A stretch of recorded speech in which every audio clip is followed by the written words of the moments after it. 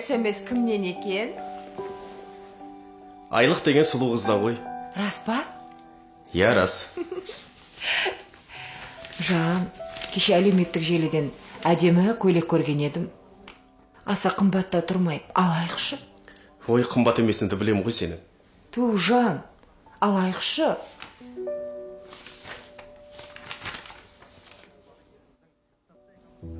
Сен көйлегіңді қоя тұр. Ағайын туыстарымды сағындым. Ет асып дастархан жайсаңшы. Мен оларға қоңырау шалып шақыра берейін. Бас қосып алғалы біраз болып еді. Мейлі, келе берсін. Құдай қаласа бір мәнісі болар. Азында ерте тұруым керек еді. Жатайын. Осының ағайтеуір туған туысқандары бітпейді. Мен бәрібір сол көйлекті алам.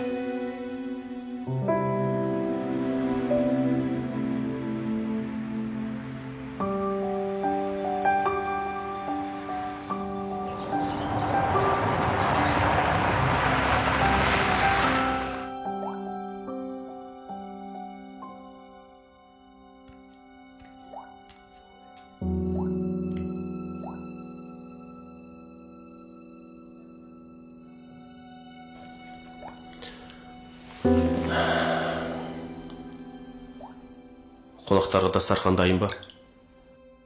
Туыстар кәскеп қалады. Ештен әзірлеген жоқпын. Бөтен емес, жақындарыңыз ғой. Үйде не бар, соны жей салады да. Бірдеңе дайындамайтын болсаң, неге кеш айтпадың? Кәскеп қалады.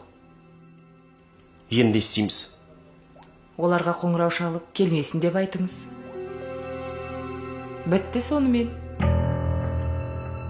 Бөтен емес, туған туысқандарыңыз ғой. Сүннет деген ойдамын.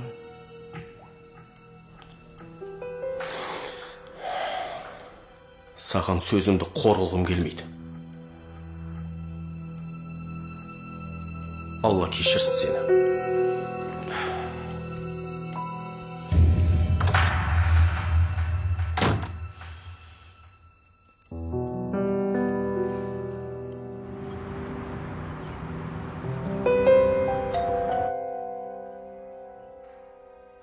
Ашық кіре бер. Ашық дедім ғой. Қызым. Пап, мам, қалайсыздар? Ой, аман есен. Күйеу бала қайда? Қазір бір жерге шығып кеткен еді. Келіп, отырыңыздар.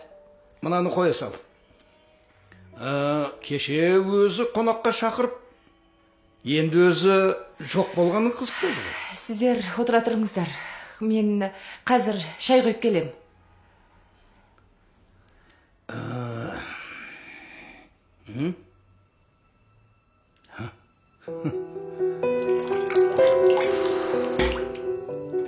Үйдегі барымен жақындарымды күте алмаймын.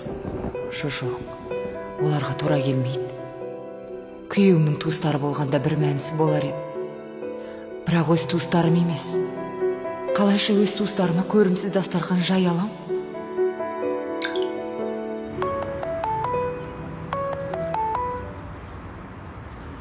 Да.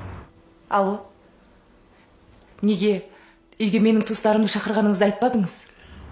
Сен туыстарым мен менің туыстарымның екеуінің не айырмашылығы бар? Өтінем сізден. Дастарханға қоятын үйде ештеңе жоқ. Ештеңе даярлаған жоқпын. Дайын тамақ сатып ала келіңізші. Мен қазір үйден ұзақтамын. Сосын олар бөтен емес. Сенің туыстарың. Менің туыстарыма бермекші болған үйдегі бар нәрсемен оларды да қонақ ет. Бұл саған өмірлік сабақ болсын. Менің де туыстарымды құрметтеуді үйрен.